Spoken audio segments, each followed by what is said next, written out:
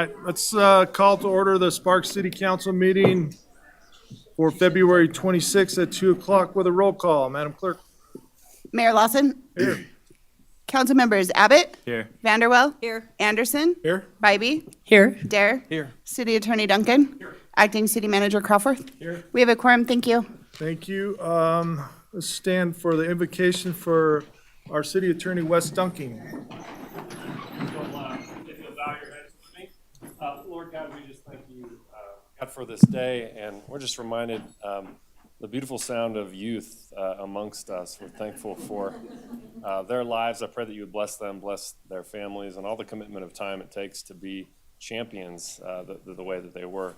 Lord, I pray that you would bless the decisions of the city council, protect our city, and God, we just ask for your blessing and your provision. We say these things in Jesus' name. Amen. Amen. Diane, will you lead us in the pledge? You'll please join me. I pledge allegiance to the flag of the United States of America and to the republic for which it stands, one nation, under God, indivisible, with liberty and justice for all. I love it. I love it.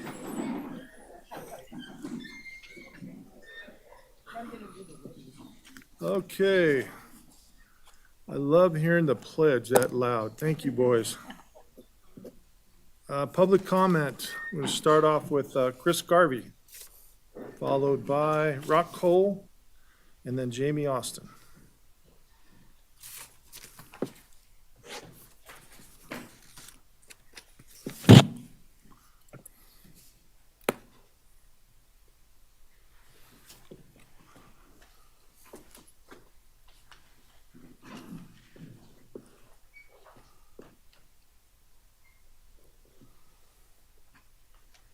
My name is Chris Garvey, and I am a Ward 1 resident.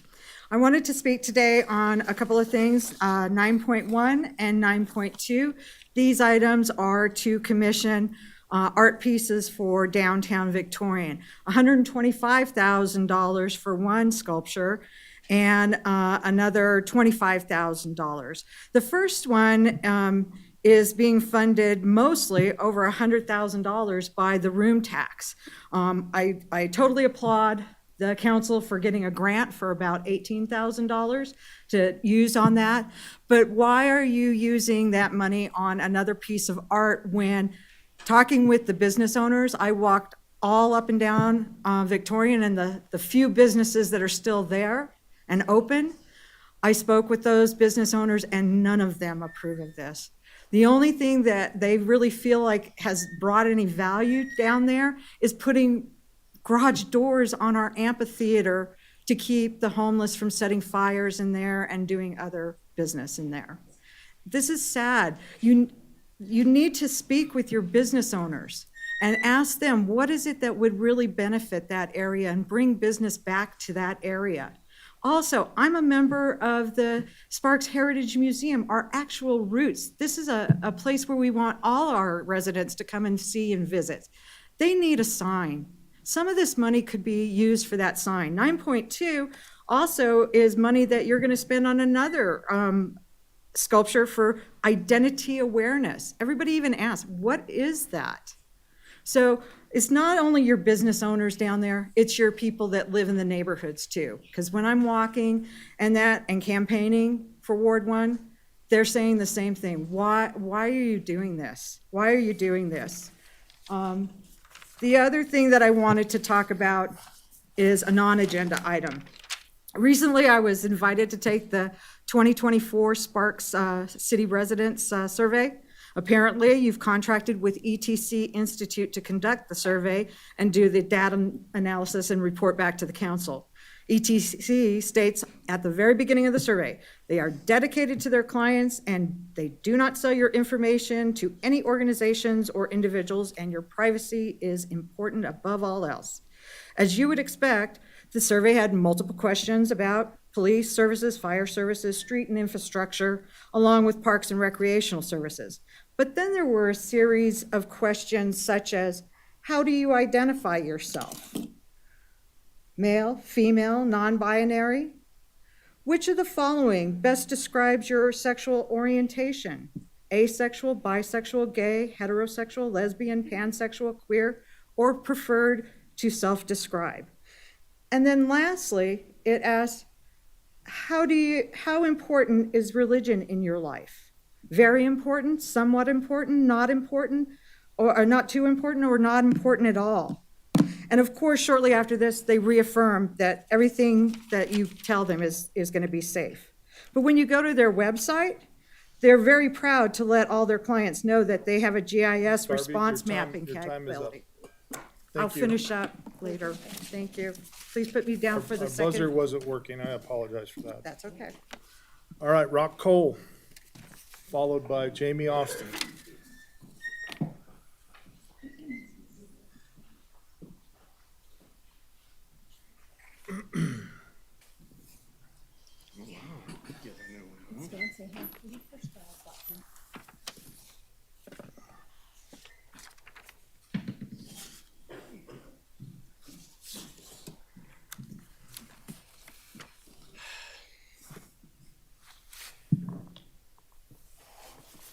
Good afternoon, City Council. My name is Rock Cole. I'm here to speak about the Five Ridges project.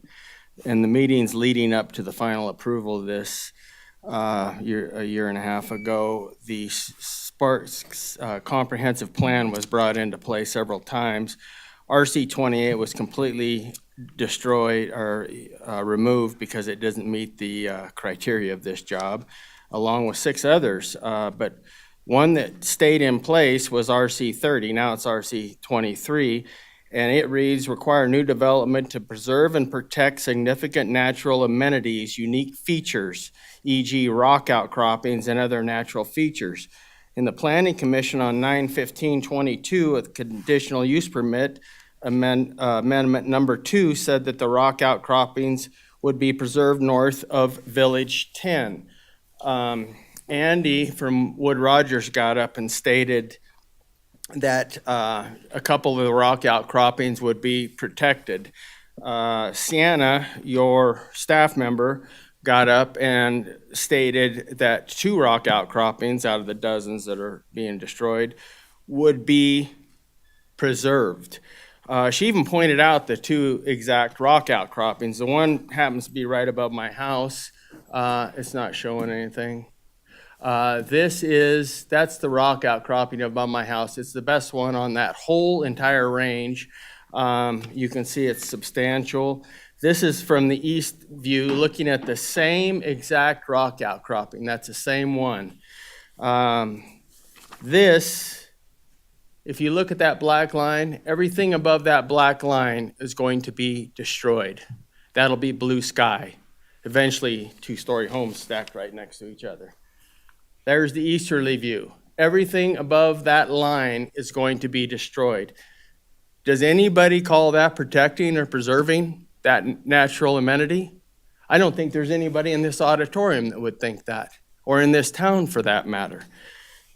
I'm hoping that at least one of you has the concern and the character to contact Wood Rogers. They could meet you out there. There's a road right up to the back of that. That's a 25-foot cut, by the way. They can take you right to it. They can grab their GPS. They can walk you down there, and they can show you, so you don't have to trust me. But I guarantee you that line's close. It's going to be off a little bit, but not by much. Do you see any rocks being saved there? I don't. This is not right. The city council needs to take action here. It's not destroyed yet, and it can be saved. And I think if you guys have a little integrity, you would save the most important natural amenity on that ridgeline, like we were told. We were lied to. You were lied to. You made a decision based on that lie, or partly on that lie. Thanks, That Rock. needs to be saved. Thank Sorry you. for That's going okay. over. Nice seeing you guys. Thank you. Bye-bye. Jamie Austin.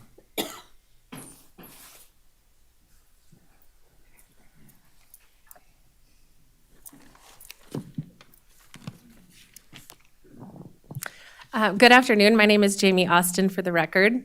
Mayor Lawson and Sparks City Council members, I'm not here to speak on any particular agenda item, but I do want to start by thanking you for your service to our community.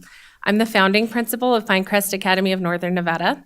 If you're not familiar with our school, PAN, as we call it, is a K-8 tuition-free public charter school. We serve nearly 1,000 students at our campus located off of Calle de la Plata and North Pyramid Highway.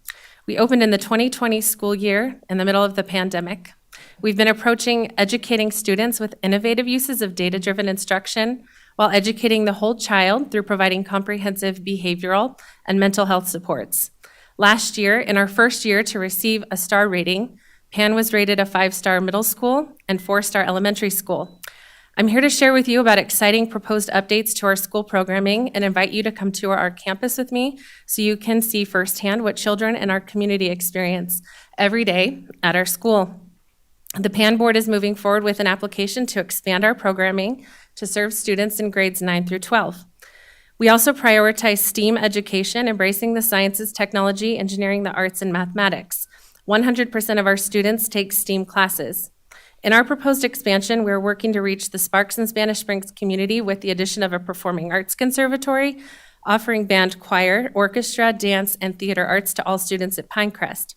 Although Pinecrest Academy of Northern Nevada is located outside the northern boundary of Sparks city limits, we do serve a considerable number of students and families who reside in Sparks. In fact, nearly 40% of our families reside in your jurisdiction, including 13 from Ward 1, 29 from Ward 2, 39 from Ward 3, 192 in Ward 4, and 124 in Ward 5.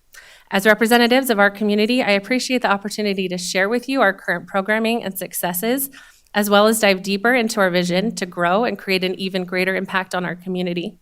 Again, I would like to invite you to come take a tour of our beautiful campus and allow me to share with you the vision and direction of Pinecrest Academy of Northern Nevada.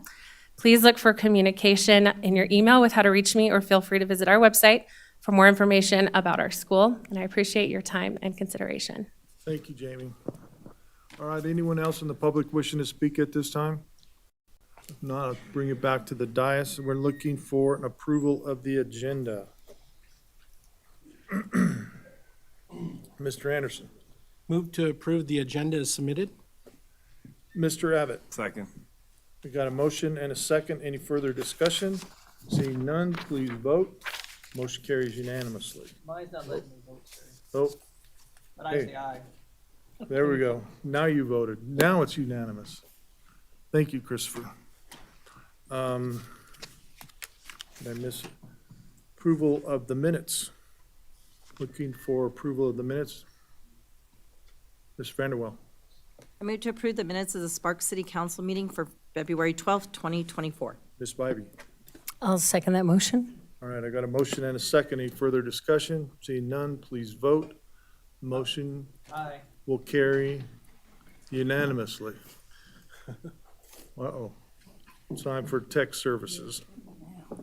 It's All his right. fault. Proclamation 7.1, Proclamation Black History Month. Do we have, I got Jessica, Camille, and Akia? Are you here? Come on down. You guys, two of you can have a seat. And then just two of you? That handsome young man's not going to join you? Okay. All right, so who has this proclamation? Diane does. Thank you, Mr. Mayor. Whereas this month we pay homage to the rich history and contributions of Black Americans who have shaped our city in countless ways through centuries of struggle and triumph. And whereas Black History Month was first proposed by scholar Carter D. Woodson in 1926 and lifts the Black experience in a fuller telling of America's story. And whereas this year's theme, African Americans and the Arts, celebrates profound and evolving impact of Black artistry on our culture, national identity, and social movements that have spanned the world over. And whereas through literature, music, architecture, dance, film, and every conceivable medium in between, Black artists and intellectuals have used their talents to honor their heritage, educate and inspire, and open minds and hearts. And whereas Black art has been a powerful agent of change and social inspiration throughout our nation's history. And whereas many and varied forms of creative impression have had a pivotal role in opening new dialogues, challenging us to examine hard truths and inspiring us to work towards a better world. And whereas during Black History Month, we draw inspiration from this legacy as we continue together on the path forward toward equality, liberty, and opportunity for all. And whereas our shared history shows us that we rise and fall together, an enduring lesson reflected in the words of Dr. Maya Angelou, the truth is, no one of us can be free until everybody is free. Now, therefore, I, Ed Lawson, Mayor of the City of Sparks, Nevada, do hereby proclaim February 2024 as Black History Month.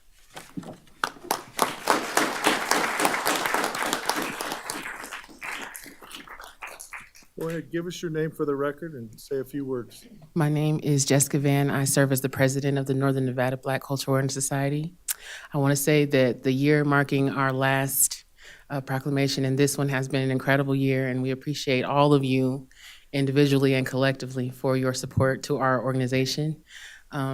We just want you to know that as we endeavor to move forward and expand, that we hope to continue to have you backing us as you have so far. You? She said it all. Okay, well, then we're gonna have you take a picture with Councilwoman Vanderwell. Thanks for coming. Thank you guys for coming.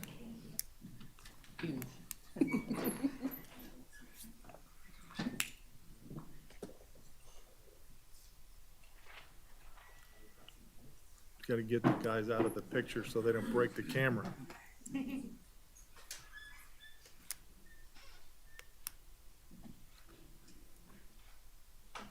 Thank you, guys. Congratulations. 7.2, just a commendation for the Reno Sparks Pop Warner Miners 10 and under 2023 football champions. Coach, you want to come up? You want to bring one of your players? You want to bring one of your coaches with you? They're not shy at all, are they? Just grab a seat here. Yes, sir. All right. So Councilwoman Bybee going to read the proclamation. I'll have you give your name for the record and say a few words. And then after we're done, I'm going to get all the boys up on the dais here and we'll get a picture All right. with the council. Thank you all for being here today.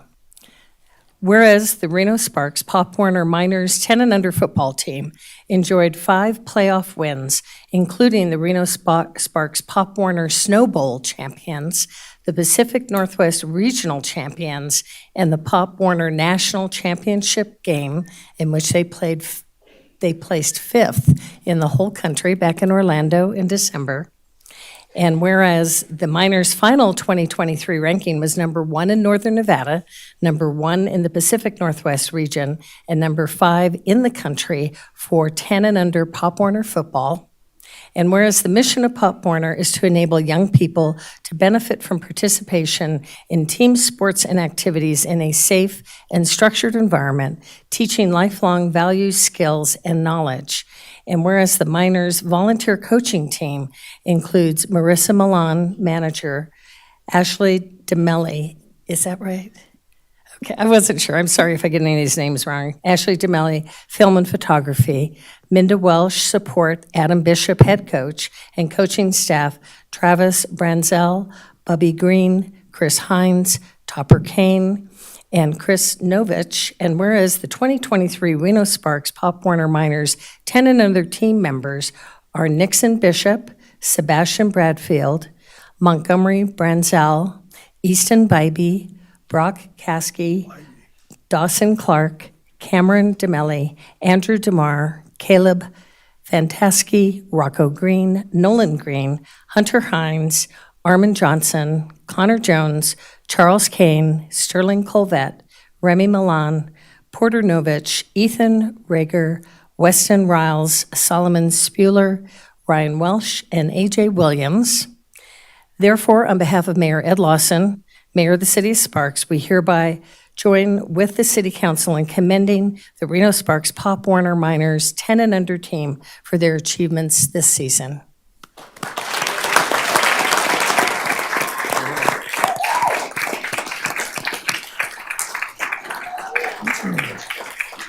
No, I'm going to have you say a few words, Coach, but I know the dedication it takes.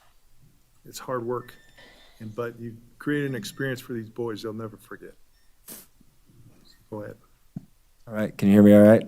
Well, I just want to say how proud I am of this team and all these young men over here. And I believe that the game of football is truly the best team sport. It teaches you how to depend on one another and a lot of life's lessons that they'll learn now and throughout their athletic careers and life. And I'm just really proud of these boys and want to thank all of you in the council here for honoring them and showing them how important their accomplishment is. Thank you. Got anything, Coach? Sure. Thank you for the support with that the city of Sparks has shown for youth sports. We play most of our games at Golden Eagle, and very much appreciate the investment that has been made to give them a place to play. Mostly thank you to our players for such an amazing year. It's been a wonderful group of kids and a wonderful experience to be able to coach them. A great accomplishment. Ms. Bybee. Of course, you knew I was going to talk. First of all, I want to thank the coaches and your full staff, the amount of time and all of you that are volunteering to do this. It shows your love for for the kids, for the sport, and it's a huge time commitment. So know that your time put into this is greatly appreciated. And I guess watching the team, because I'm a little biased, my grandson's on the team, and got to watch them play and really saw such positive coaching and in such learning, encouraging the kids. You know, not the kind of coaching that some of us don't, and I was an athlete, my husband was, my dad was, I mean, not that negative type of coaching that I just saw nothing but really positive interactions with the kids and the amount that you taught them and so that they could grow as players. And then the parents, I mean, all of you, the time commitment for the amount of practices you have, the traveling, all of a sudden you win regionals and now you got to figure out how you're going to get to Orlando and raise the money to do it. And right before Christmas, I mean, pretty crazy, but a really fun, once-in-a-lifetime opportunity for these families. And to the boys, really what you're learning right now on the athletic field, sports is just a hard thing to replace with other lessons you'll learn in life. I mean, the lessons that I learned as an athlete and I taught my boys as an athlete, you take with you when you're adults. So you've learned how to be teammates. You've learned how to play hard, to give 110% in everything you do, how to be good losers. But you know what? You guys played so well. Sometimes when you are really good at a sport, it's as hard to be a good winner and to stay humble and to not get full of yourself and bragging about it, but to have self-confidence from that and to learn lessons that you all will find when you get to high school, when you have jobs, go to college. You'll carry all of these things that you're learning right now with you for the rest of your lives, and we'll be better people and we'll have a better community because of that. So thank you for all of your hard work, boys and coaches and parents, and very much a pleasure to recognize you as Reno Sparks, because you've got a lot of kids from Sparks on the team. And like you said, you did play out at Golden Eagle. I hadn't even been out at those football fields. I mean, I lived just right down the street, and I'd only been out for baseball. So amazing to see for our staff when they set those fields up. It was amazing for me, never having been to a football game out there, what our staff was doing so that all those youth teams could play. So once again, congratulations, you guys. You guys just rocked it. Anyone else? Got anything? All right, Coach, now this is where controlled chaos comes in. See if you can get all these boys up here on the dais. Right up here. Around the back. So I'll enter this way. Or this way. We're all, sorry, wrong direction, this way. More towards that way. All right. Thank you all.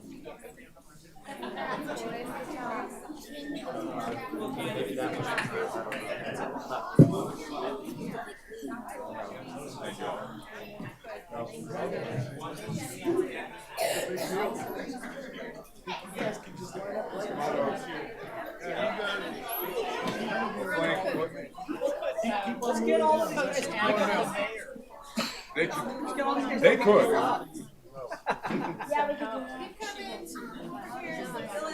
Come on over, guys. He's the tallest.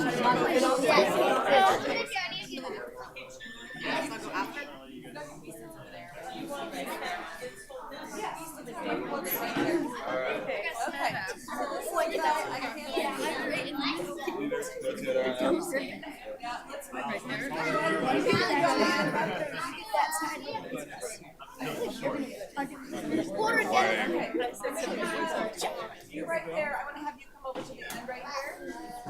This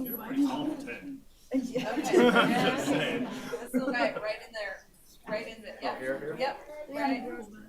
Yes, and then you can move up, yeah, here at the end, that's fine, just squeeze in. I just wanna make sure I can see it, there we go. Okay, if you can't see me, I can't see you, okay, so. Okay, go. Yeah. I'm gonna have to, Carly, do you mind? I'm just gonna have to do it from back here and then. Okay. All right, guys, here we go, look right here. Go Miners. I'm gonna get just a little bit of video and. You want us wave? You want us excited? Yeah, will you guys all wave?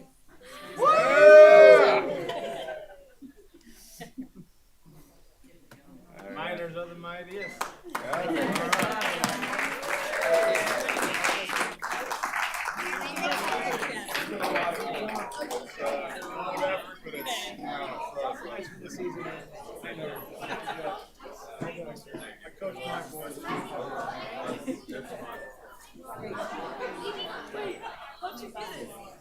My Valentine's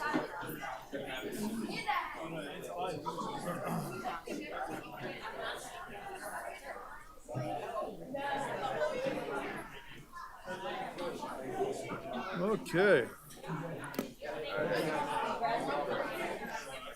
Thank you, Coach. Thank you. So glad we got him.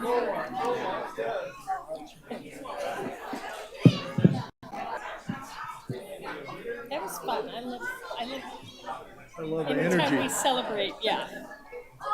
Kids here. Thank you, guys. The kids all got out of school early. Today was a teacher conference day.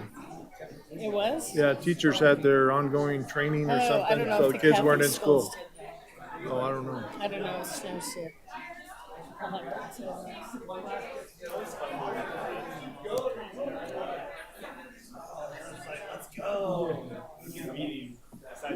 Donald was even louder than usual. I felt good.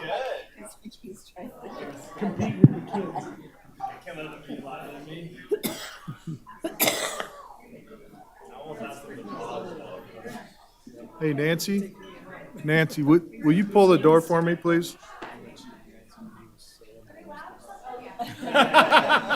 Just a little. Thank you. Thank you. like his dad. I used to embarrass his Just close the door, we're good. If you don't like that, you don't like much, because those kids are so exciting to be around. That's pretty fun. All right, 7.3, Boards and Commission Vacancy Announcement. Chief? There we go. We have one opening on the Building Code Board, the Building Code Board of Appeals for an electrical engineer or an electrical contractor with at least 10 years of experience, 5 years being responsible charge of work. This position is for a 2-year term ending March 31st, 2026. Applications will be accepted until March 1st. No, that's not right. Ending March, February. Sorry, this position is for a 2-year term. No, that's right, sorry. Applications will be accepted until March 1st, 2024 at 5 p.m. Do you want me to jump into the other one? 7.4, yes. There's one vacancy on the Arts and Cultural Advisory Committee to fill a partial term ending November 30th, 2024. This vacancy is for a performing arts representative. Members of the ACAC must be a Washoe County resident, possess a full understanding of being an arts advocate, and have 5 years or more experience as an arts advocate. Applications will be accepted until March 29th, 2024 at 5 p.m.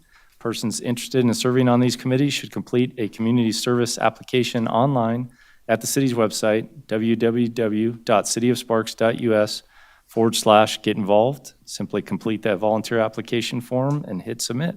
Thank you, Mayor. Thank you, Chief. All right, let's move on to consent items. Anyone wishing to pull a consent item? If not, I'm looking for a motion.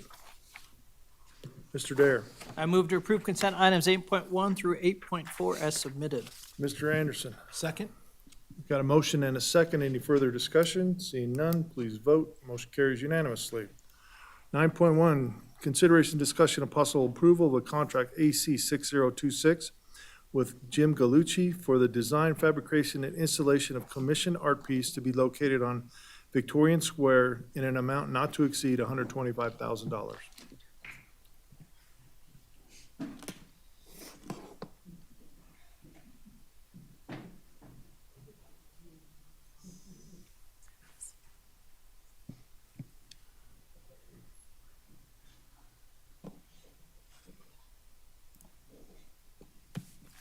Good afternoon, Mayor Lawson and council members. What? Oh, thank you. I'm Raquel Montserrat, your special events supervisor. I'm here today to request approval of the contract between City of Sparks and artist Jim Galucci for the recommended Victorian Avenue commissioned art piece for an amount not to exceed $125,000. In January 2023, the City of Sparks received a grant from the National Endowment for the Arts to commission an art piece to be installed on Victorian Avenue as part of the Together We See Sparks creative placemaking plan that was approved by City Council in May of 2020. The public input portion of this project began in July 2023 with the creation of survey questions that we used to gather public input to guide the commission artist to a design that represents the character and value of our residents. We printed these questions on postcards in both English and Spanish, installed a QR code downtown, and held 3 public engagement events with our partners. The first public engagement event was held at The Generator, a local art collective space and arts organization. This public engagement meeting had a successful turnout, and we collected valuable input from our local arts community. For our second public engagement event, I met with the chair of our city's Equity and Inclusion Advisory Board, who suggested holding a public engagement event at the El Rancho Drive-In swap meet. We solicited input from attendees at the event and collected many responses to the survey. For our final public engagement event, we collected survey responses at Hot August Nights last summer. We partnered with 39 North, a downtown merchant group, to collect input from attendees and the business owners in our downtown. Many of the business owners participated and provided feedback, and we received the largest number of responses at this event from our citizens who attended. In August, a national call for artists was distributed, and we received 142 artist submissions through this process. In October, a selection committee consisting of community members was formed, and the submissions were reviewed. The selection committee voted and chose 3 top artists from the submitted candidate portfolios. Once this process was complete, the Arts and Culture Advisory Committee reviewed the 3 artist presentations of their design concepts and selected Jim Galucci's Untitled as the recommended art piece for installation. The art piece is expected to be installed by the end of October of 2024. Now I'd like to play for you a short video that Mr. Galucci has created to introduce himself, some of his previous art pieces, and introduce you to the design that was selected by the Arts and Culture Advisory Committee.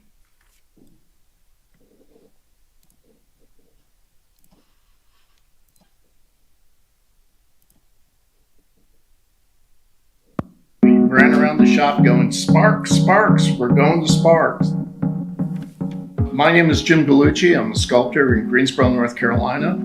I'm Chris Wilkes, and I've been with Jim for 14, 15 years or so. Yeah. I do design work, fabrication, shop manager, a little bit of everything. We have a staff of 6 people. Courtney is our office manager. Andrea is our chief grinder now. Mary graduated from UNCG. She is just one of the dynamite people. We have Ellison, just graduated from UNCG and a BFA. We have Wesley, he's our heavy duty welder. So that's our crew.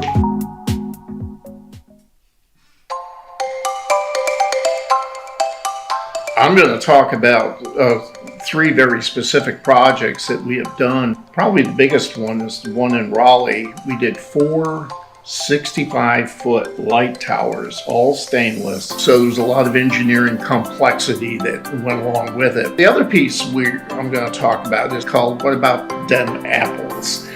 And that's in a children's area in one of the parks here in town. Well, even the grown-ups get inside and they whisper to each other and they see what's going on, and they just have fun hiding there and coming out in and out of them. The third thing that we have is a tumble arch, and we do a lot of sculpture that we travel around the country. What I love about them is it gets people interested in sculpture. It gets people excited. With Jim's experience, 40-some odd years of doing sculpture, and we've installed art from the East Coast all the way to California, and we fabricate for people, we install for people. We've driven sculpture cross country multiple times just to install, to make sure it got there safely. He's done so much public art that he's a great resource for other artists. We have been working with the circular form, the wheel form. We did models, we did different designs, and then we saw the call for sparks, and I did some research. And I noticed there was a common thread in your history. There has been wheels that have been a part of your life, part of creating your town. The people heading west that went through Nevada. Mr. Sparks, who was later the governor, brought the roundhouse that was there, the casino with the roulette. There's another wheel of fortune. And of course, the thing that's happening right now is the Tesla battery and motor factory using an armature, which is kind of a wheel-like shape. So this form kind of represents all of those things that have been a part of the history of Sparks. Let's take the wheel, the kind of the spoke, the hub, but let's give it a little more grandeur and putting lights inside the tubes, and that gives it all kinds of fun stuff. Every other tube is notched in a specific way so that the tubes lock together before welding. These notches are designed so that they reinforce the structural integrity of the tubes. There are a couple of things that we've done to create a visually interesting sculpture. Number one, by tilting the sculpture, we create tension. And two, we create movement with the color-changing lights. One other thing I want to add, I saw it in your city council meeting, the preservation of the old railroad shop. The sculpture could kind of symbolize that whole saving of that building and that place. I hope the citizens of Sparks go, and he forgot, and they can add their own stories to it, which is the wonderful part. So the process from how we go from an idea to a final installed product, first we start drawing it up and fleshing out what we want it to look like and the ideas we want to convey. So once I do some renderings, my drawings will go to our detailer. The detailer creates construction drawings, and those construction drawings go to an engineer to evaluate and run through their programs to check for wind load or if it's safe for seismic activity in your case. And then once the engineer is comfortable with our design, then we go to fabrication. And we're ordering materials. Chris even designed this in such a way that some of the parts can be jobbed out and be pre-cut, which will save us a lot of time. Once we get it in the shop, we're a certified stainless steel shop. Our welders are certified, so getting it down the road is another thing. That's why we talked about we're going to probably split it in half so that it can easily be put on a truck and then brought to the site, assembled the two halves together, and then we get it stood up, we can flick the switch. Oh, and Chris found a real neat thing about, tell them about the light systems that we're using. We're using modular light system with waterproof fixtures. The manufacturer even includes a secure and intuitive app that allows you to remotely control the light color and basic light animations. Now, I know this is a question. The lighting will be inside the tube. We also will have a protective mesh of stainless steel that the light can come through, but at the same time it prevent people from reaching down in there and messing with it. This is very easily maintainable. As needed, just some pressure washing with mild detergent will clean off just regular everyday grime. As for graffiti, with this piece, it's stainless steel. You just use like lacquer thinner and a shop rag and it will wipe off.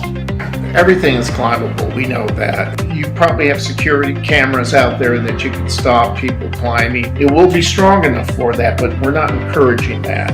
And what we will also have is a do not climb sign. And I think we need to do something clever with that sign. Maybe not just say do not climb, but how about stand back, enjoy, take your picture. You don't have to climb it and prove anything.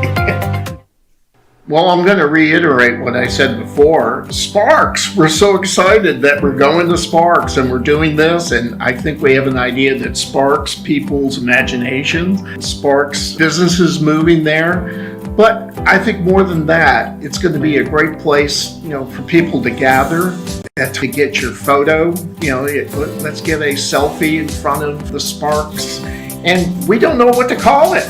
One of the ideas I'm throwing out there, let's have the community send in your ideas, your suggestions, carrier pigeon, Pony Express, telegram, any way, maybe somebody there in the community has come up with a great name for this, and it could be a real fun way to have the community be a part of creating the art in Sparks.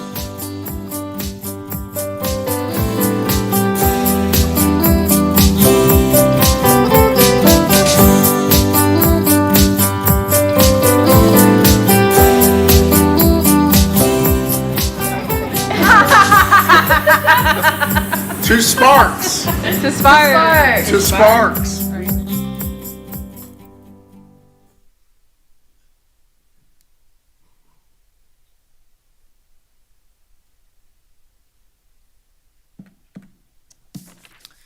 That concludes my presentation. With that, I'm requesting approval of the contract between City of Sparks and artist Jim Gallucci for the commission of the art piece Untitled for the amount not to exceed $125,000. Thank you for your time, and I'm happy to answer any questions. Questions from the council? I'm so glad. I've been asking Nancy forever. Well, what is it? What is it? You'll see. You'll see. So she's made me wait until you guys brought your presentation. Love the presentation, excited about it, and I love the idea of having the community name it.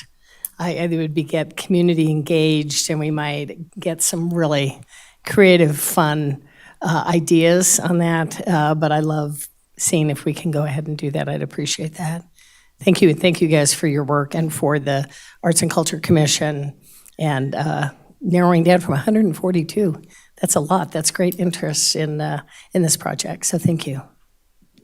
Good. Paul? Oh, there it is. Donald Abbott. I would also second the having the community name it, making it a part of our own as a community and down there. I think it's great for timing. So if it does pass today, what are we looking at to get it in and having those lights on? October 2024. Okay. Thank you. Dare. Yeah, and I just want to say for anybody out there, I know this was spoken about in public comment, and art is something that does draw people down into downtown. It's proven. We've seen that in multiple cities, as you even saw in there.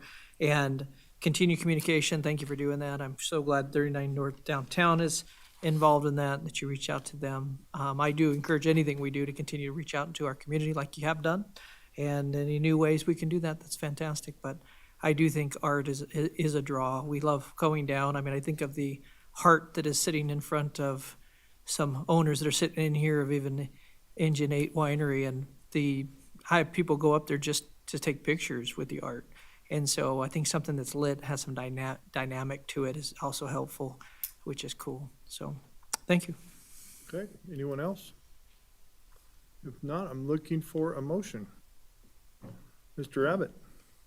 I move to approve the contract AC-6026 with Jim Gallucci for the design, fabrication, and installation of a commissioned art piece to be located on Victorian Avenue in an amount not to exceed $125,000. Mr. Anderson. I'll second the motion. I've got a motion and a second. Any further discussion? Seeing none, please vote. Motion carries unanimously. You guys got this one too? Yep. 9.2. I'll just sit here. No. Consideration, discussion, of possible approval of funding allocation of $111,000 for fiscal year '24 and $195,000 for fiscal year '25 as recommended by the Tourism and Marketing Committee for the 2024 special events and purchase of the downtown sculpture Identity Awareness Family. Good afternoon, Mayor Lawson and Council. I'm Emily Pate, Parks and Recreation Administrative Manager for the record. I'm before you today to ask for your approval of the funding allocation of $111,000 for fiscal year '24 and $195,000 for fiscal year '25, as recommended by the Tourism and Marketing Committee for 2024 special events, and the purchase of the downtown sculpture Identity Awareness Family, commonly referred to as the Heart. The funding comes from lodging tax funds through the Reno Sparks Convention and Visitors Authority. The Tourism and Marketing Committee is the assigned committee to make recommendations for these funds. The committee met January 29th and recommended funding distribution was based on applications submitted by event producers. That concludes my presentation. I'll be happy to answer any questions for you. Questions from the council? Spivey. So that sculpture's been up for quite a while. Were we leasing up to that time? So this would be a purchase so we can make it permanent. Okay, that's what I thought. I didn't think I was off track on that. And it's a place, not just Valentine's Day, but families going to the movies or being downtown. It's a perfect place to go get a beautiful picture, and I'm glad it just fits. And it fits what Sparks is about when we talk about us being the community, that we're family. We're all about family, and I think that just is perfect for our downtown. So thank you for that clarification. Ms. Vanderwell. Yes, thank you, guys. And as chair of this committee, I would also like to give a shout out to our Parks and Rec director for negotiating down the sales price of that piece of art, the Identity Awareness Family, because we did get a deal on it. So I want to thank you very much for that. And this is funding for all of our special events on top of that art piece. So thank you. Anyone else? And you couldn't have a better art piece in my mind for the city of Sparks. It's all about family and recreation and everything that we do. So I'm glad, and thank you once again, Nancy, for getting in there and doing the tough negotiations. But I think it's well worth it, and it'll be a part of our community forever. All right, with that, then I'm looking for a motion. Ms. Vanderwell. I move to approve the funding allocation of $111,000 for FY '24 and $195,000 for FY '25 as recommended by the Tourism and Marketing Committee for 2024 special events, and the purchase of the art sculpture Identity Awareness Family. Ms. Bybee. I'll second that motion. All right, I have motion and second. Any further discussion? Seeing none, please vote. Motion carries unanimously. Thank you, guys. Appreciate it. 9.3, consideration, discussion, and approval, and possible approval to apply for an AARP Community Challenge Grant for $11,900 to fund emergency preparedness go bags, providing seniors with essential items during an emergency with no matching requirement. Julie. Good afternoon, Mayor Lawson and council members. I'm Julie Dooley, your Community Relations Manager. I am here today to talk about applying for an AARP grant. I'd like to introduce Hannah Hubeyer, their Chief White, and where did Nancy go? Oh, there's Nancy. So we're all here for the presentation. We would like to seek approval to apply for an AARP Community Challenge Grant for $11,900 to fund emergency preparedness go bags. These will be provided to seniors in our community with essential items to use during an emergency. There is no matching requirement for this grant. The AARP Community Challenge Grant Program is part of a nationwide AARP Livable Communities initiative to help communities become great places to live and make immediate improvements and jumpstart long-term progress to support residents of all ages. Seniors in our community make up about 1/3 of the city's total population. 9% of our Sparks seniors live below the poverty line, and we have approximately 3,000 senior veterans who live in Sparks. As you know, Nevada is prone to emergencies, many types of disasters from earthquakes and wildfires to snow and flooding events. We believe prepared go bags with essential items that can be quickly grabbed in an emergency would be beneficial and potentially life-saving for our seniors in our community. AARP community grants provide funding to residents in all 50 states and fund short-term activities that benefit residents. There's a category supporting community resilience related to disasters, and that's what we are applying for if you approve the grant. City of Sparks staff would like to partner with Project Bear Hugs, Washoe County, Sparks Senior Citizens Advisory Committee, and the Sparks Fire Department to assemble these go bags for local seniors. If the City Council approves staff applying for the AARP Community Challenge grant and funding is awarded, the City of Sparks and its partners will be able to provide these critical go bags to about 400 seniors in our community. The bags would contain items such as pillboxes, hygiene products, flashlights, batteries, first aid items, solar phone chargers, and wind-up radios. Additionally, if awarded the grant funding, the city would help educate seniors on emergency procedures and preparedness. I'd like to give the others here a chance to talk as well. Our Parks and Recreation Director, Nancy O'Connor, and it was her brilliant idea to apply for the go bags. Nancy, would you like to come down, please? No? Okay. I'll just say she's brilliant. And Project Bear Hugs, Hannah, do you want to say a few words? Yeah, I have already talked to most of you guys, and you guys have seen me here before, but Project Bear Hugs are going on 11 years of providing kits, going to disaster areas. We've provided items to 12 states over the last 11 years, and we're actually going on 13 years, or 13 states here shortly. We're getting into disaster season. I mean, as you guys know, our seasons are getting less and less predictable. Storms are coming in much bigger forces. Speaking from the storm that's coming here this week, it's a bit larger than the valley floor is normally used to, so it's an excellent just reference to that. So yes, thank you guys for considering this, and I hope to provide these go bags. And Chief White is standing in for Emergency Manager Scott Means. You don't have to really say anything, but I just wanted you to be here. But Scott has been doing a lot of the legwork. He's been getting other donations.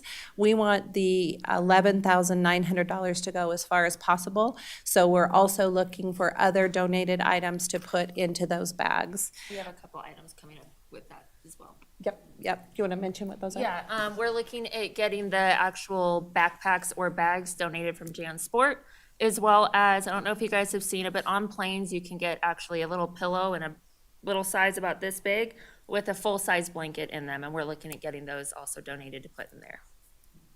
And I'd also like to mention our grants administrator, Mel Evans. She was not able to be here, but she is working diligently to put this application together.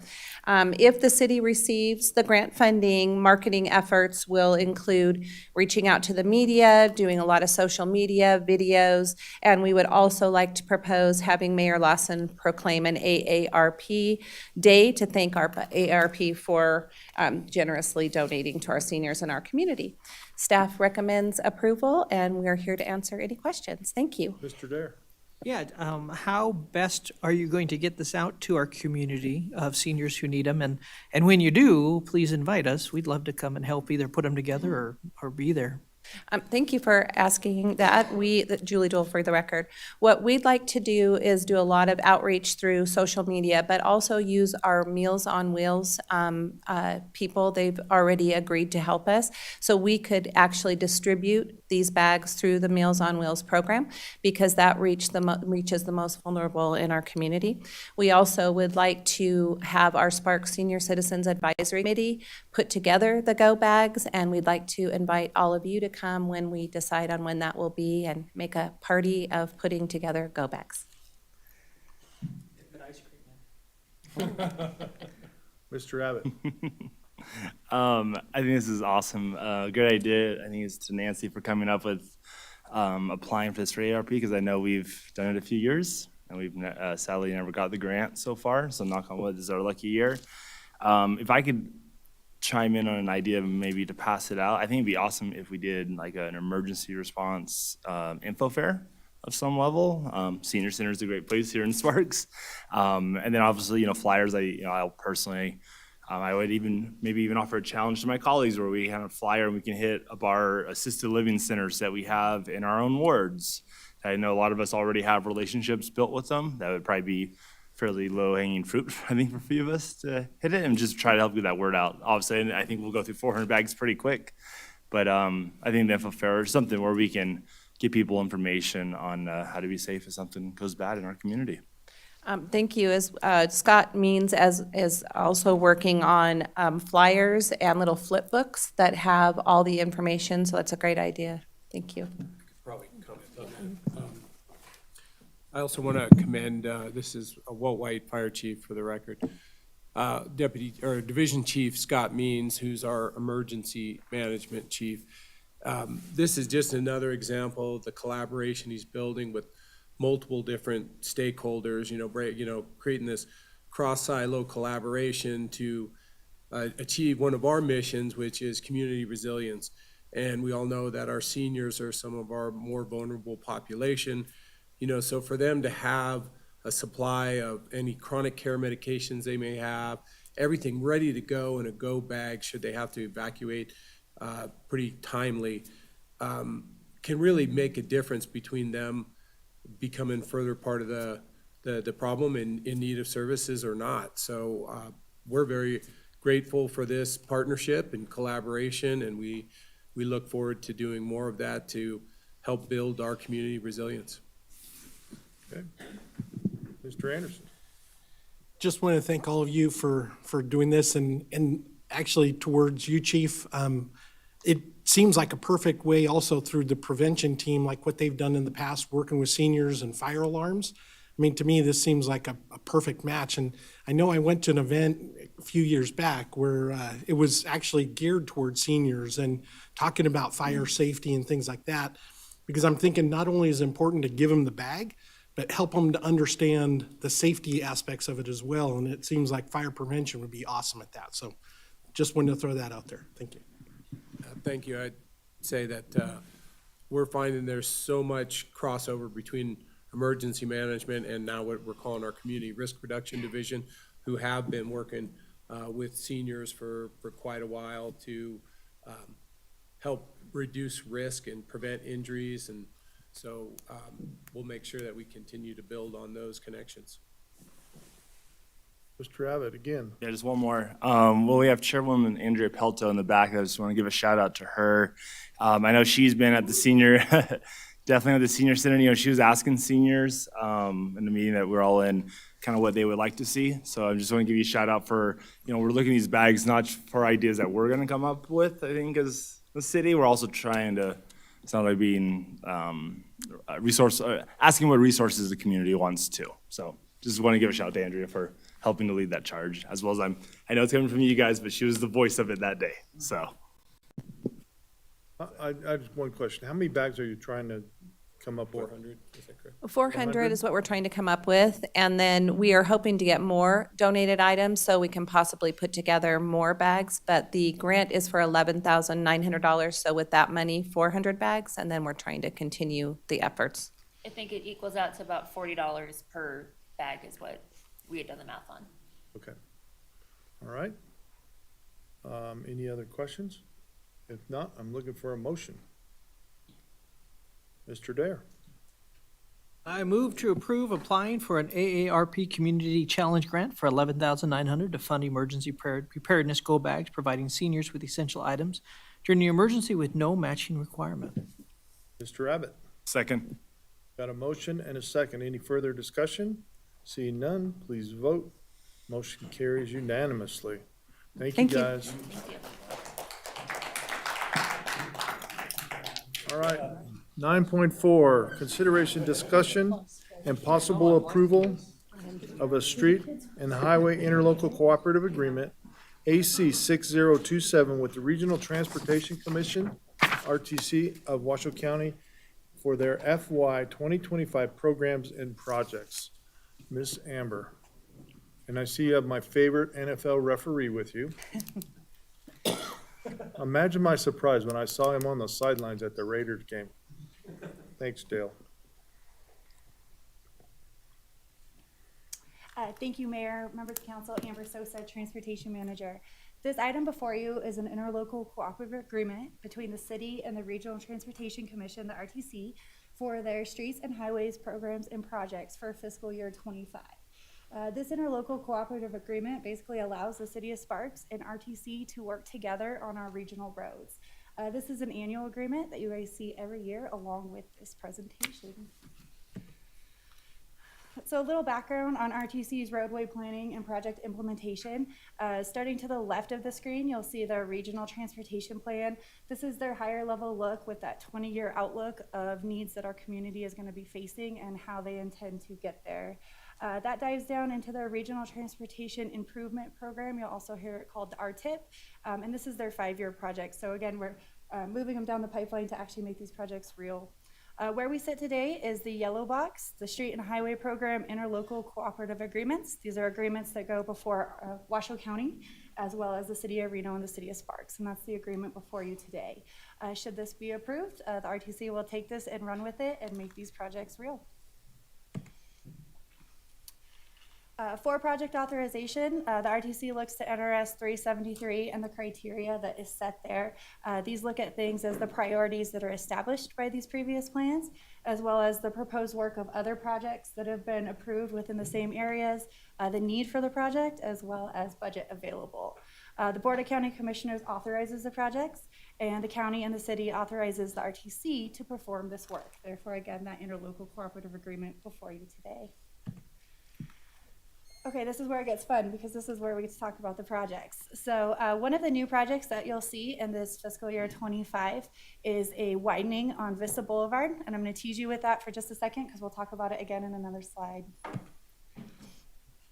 Some of the annual projects that the RTC works on is their pavement preservation and reconstruction program.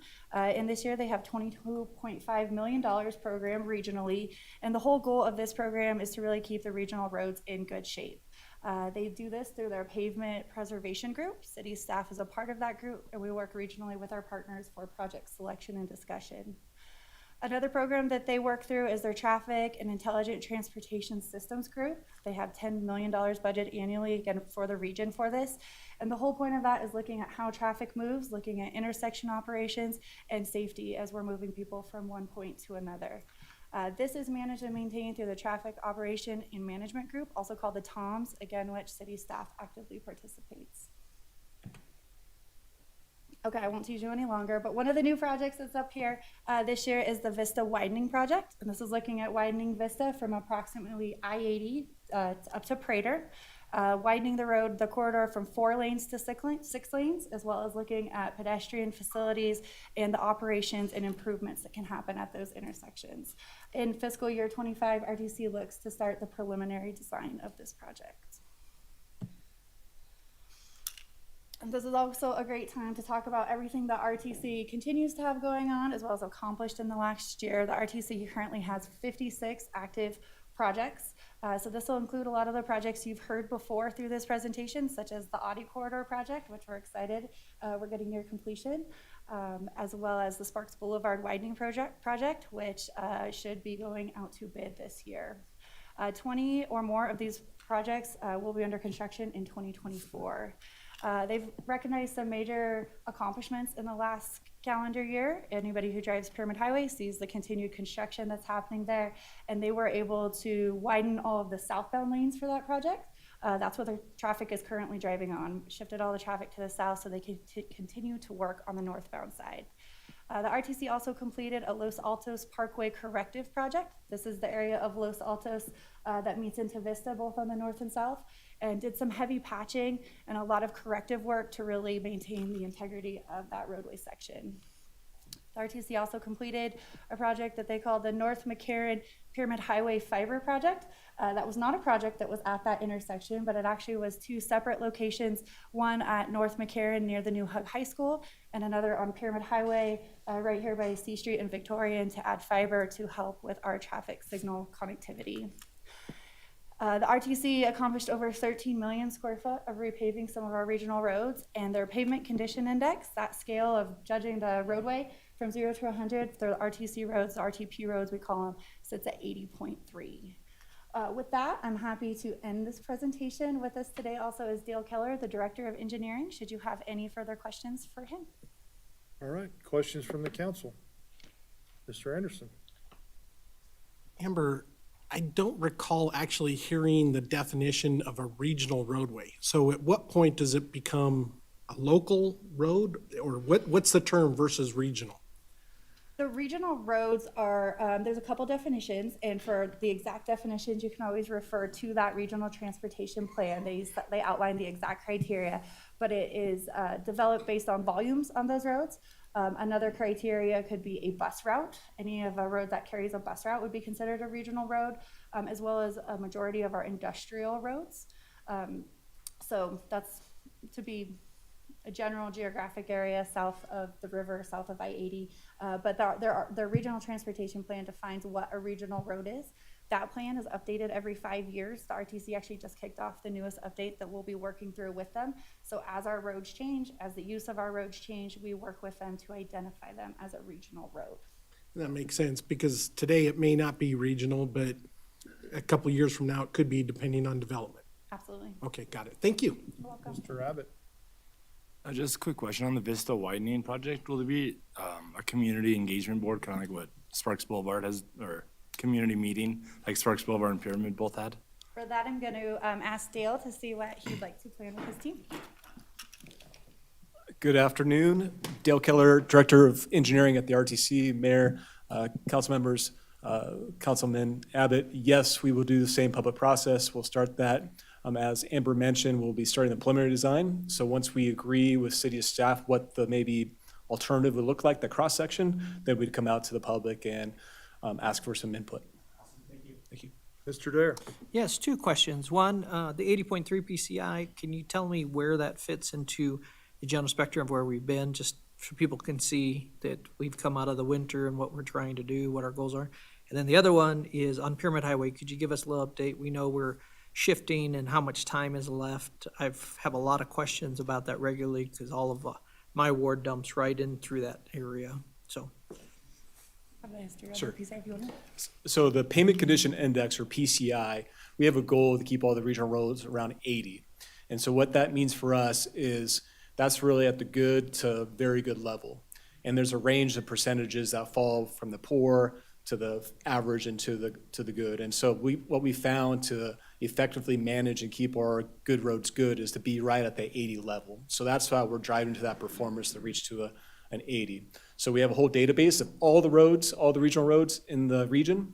And we prioritize that through a payment preservation group to understand how do we keep that overall number at 80.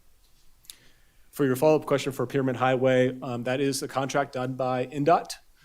As Amber mentioned, the first phase of that is complete. Now they're moving to phase 2 of the northbound. I don't have the specific dates, but I can get that information from the department and provide that to you, Councilman. But the good news is they are on track to complete this project at the end of this calendar year. And so that frees up to us to move forward with that Sparks Boulevard project after that. Thank you. That's what I recall, the fall of this year finishing. All right, Ms. Bybee. So question, this might be for you, Dale, actually might be for both of you. Last year we had such a rough winter, and just driving around town, and I've had a lot of people complaining about roads, but last winter just, even newer roads were just torn up. The potholes, the damage to the roads was pretty extensive. In a case like that, when we have a year that really impacts the preservation, pavement preservation, you're not allocated any more money. You have to work with what you already have budgeted.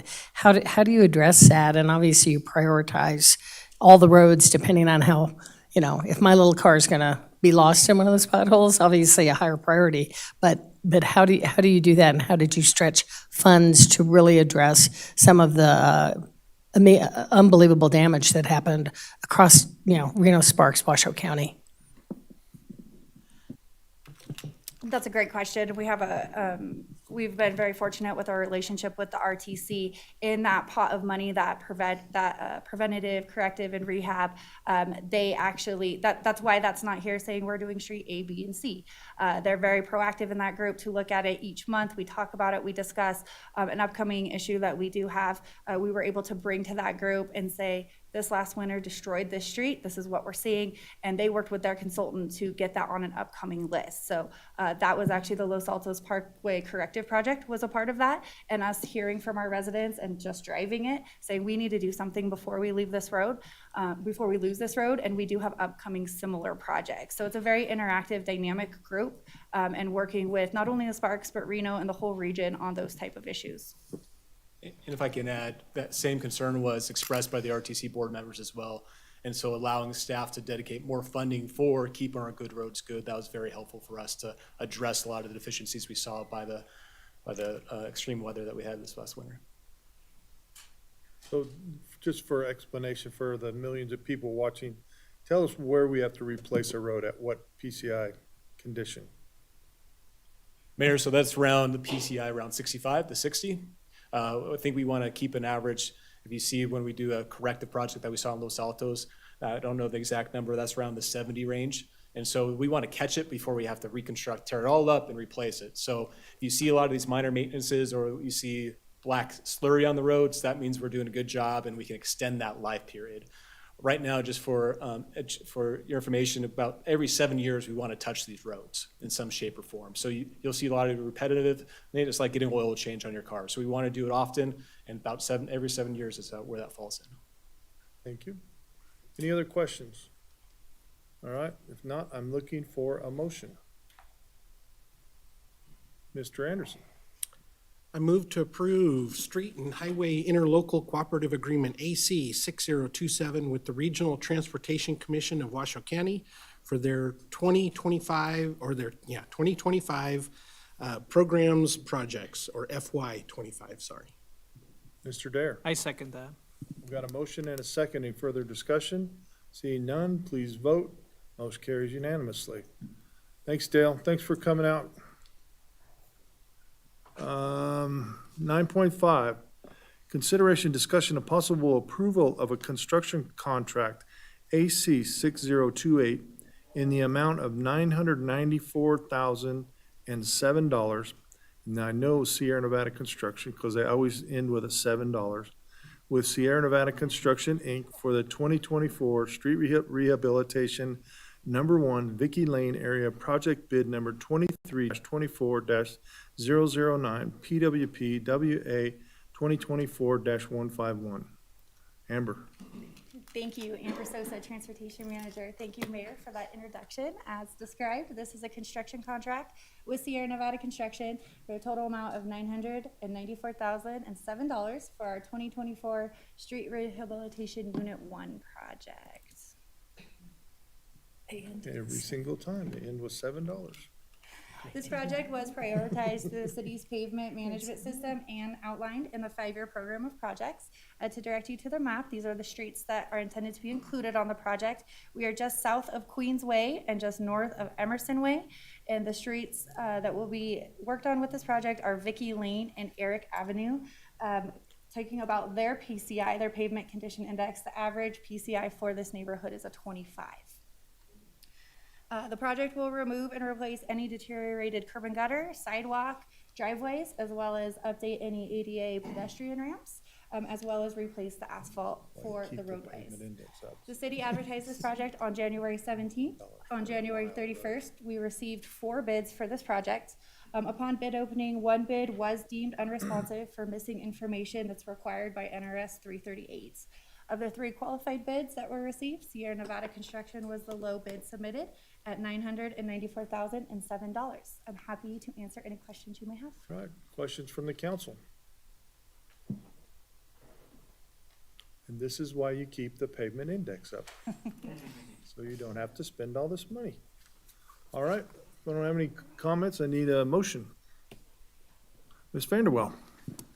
I move to approve the construction contract AC-6028 in the amount of $994,007 with Sierra Nevada Construction Incorporated for the 2024 Street Rehabilitation Unit Number 1, Vicky Lane area, project bid number 23/24-009, PWP-WA-2024-151.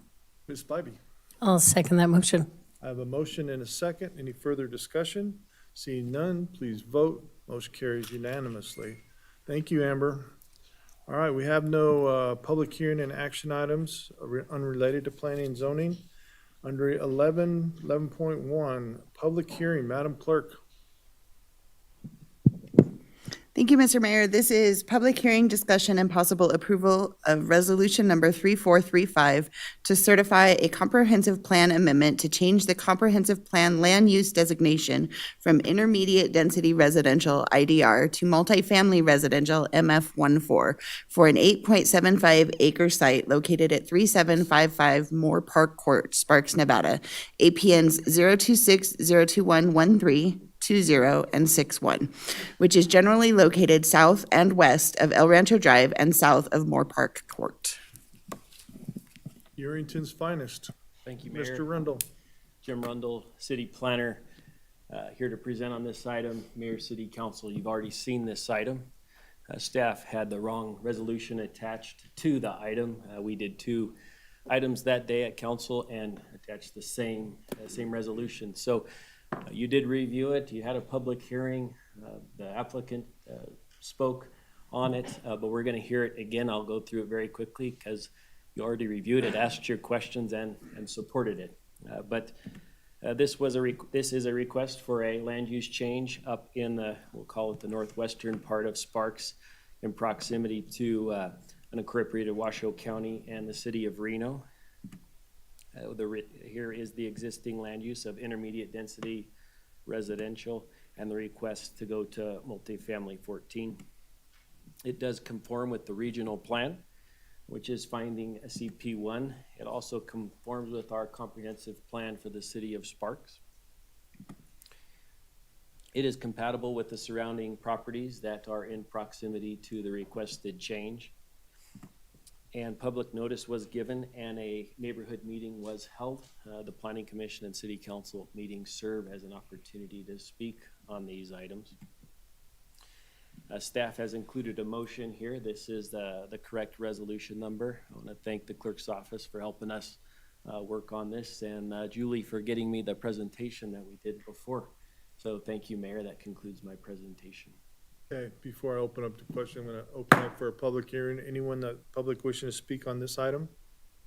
All right, we'll bring it back to the dais. I'm looking for any questions first from the council. If not, I'm looking for a motion. Ms. Vanderwell. I move based on findings CP1 through CP4 as set forth in the staff report to approve resolution number 3435 to certify a comprehensive plan amendment to change the land use designation from intermediate density residential IDR to multifamily residential MF14 for an 8.75 acre site with assessor parcel numbers 026-021-13, 20 and 61. Mr. Dare. I second that motion. Got a motion and a second. Any further discussion? Seeing none, please vote. Motion carries unanimously. Thanks, Jim. All right. Comments from the public. I have one comment card, Ms. Garvey. Oops.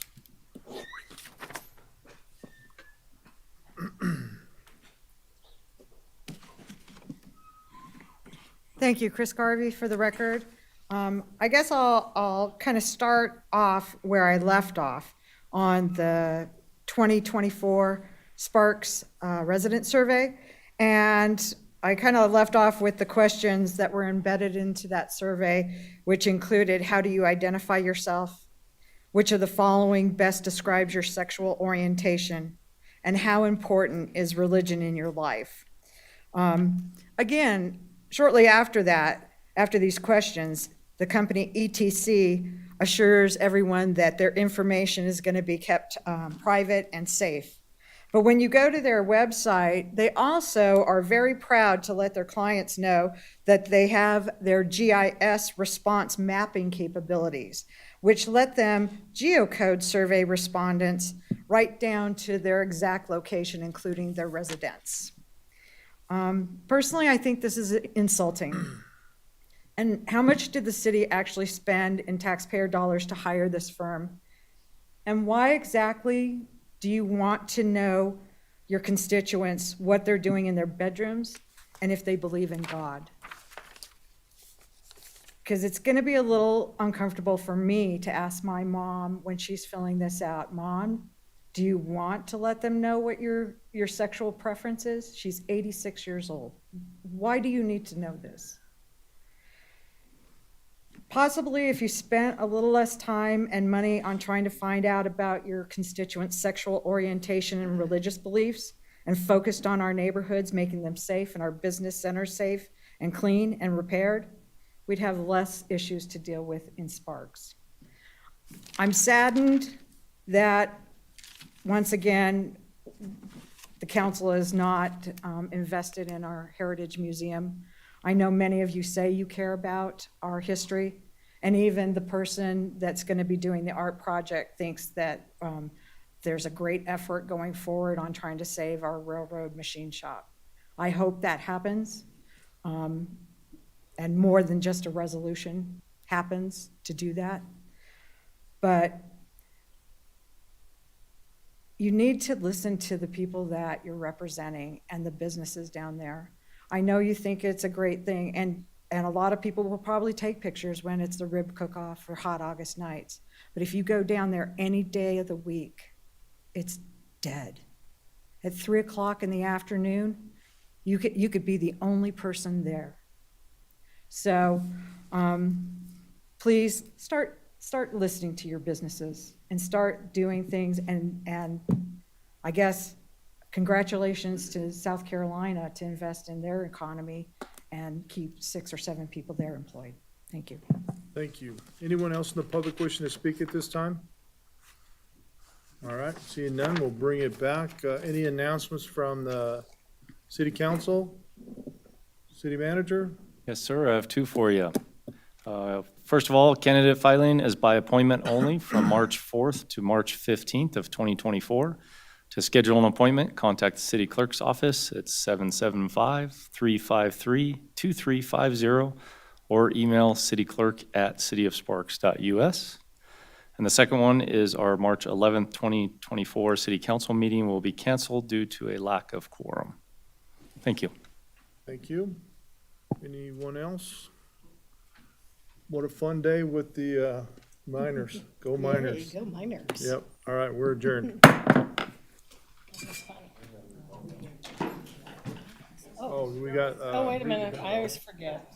Redevelopment. We're doing redevelopment.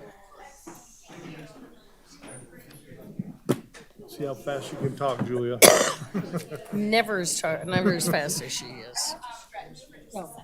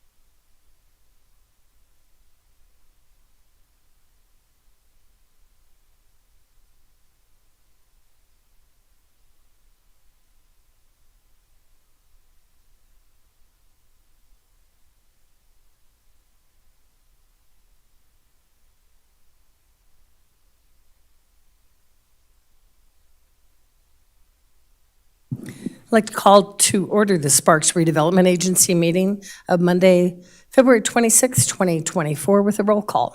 Chairperson Bybee? Here. Agency members Lawson? Abbott? Vanderwell? Here. Anderson? Here. Dare? Chief Legal Officer Duncan? Acting Chief Administrative Officer Crawford? Here. We have a quorum, thank you. Thank you, Madam Clerk. Moving on to 3.1, public comment. Do I have any public comment? Seeing none, I will close that item. Moving on to item 4.1, approval of the agenda. Looking for a motion to approve. Agency Member Abbott? I move to approve the agenda as submitted. Thank you. Agency Member Anderson? Second? I have a motion and a second. Any discussion? If not, please vote. Motion carries unanimously. Moving on to item 5.1. Consideration, discussion, possible approval of the minutes of the Sparks Redevelopment Agency meeting for January 22nd, 2024. Do I have any corrections, additions, or a motion to approve? Agency Member Dare? I move to approve the minutes of the Sparks Development Agency meeting for January 22nd, 2024. Okay. Agency Member Vanderbilt? Second. I have a motion and a second. Any discussion? If not, please vote. Motion carries unanimously. Moving on to item 6.1, consideration, possible acceptance of the report of the claims and bills approved for payment and appropriation transfers for the period of January 9th, 2024 through February 12th, 2024. Looking for a motion? Anyone? Agency Member Anderson? Move to accept report of claims and bills and appropriation transfers for the period of January 9th, 2024 through February 12th, 2024. Thank you. Agency Member Dare? Second. I have a motion and a second. Any discussion? If not, please vote. Motion carries unanimously. Moving on to item 8.1, comments from the public. Any comments from the public? Any public? Yes, we do. We've got public. Come on. Okay, I'm going to go ahead and close item 8.1, seeing none. Item 8.2, announcements from the agency and Chief Administrative Officer. Chief? Anyone else? Nope. Seeing none, we are adjourned.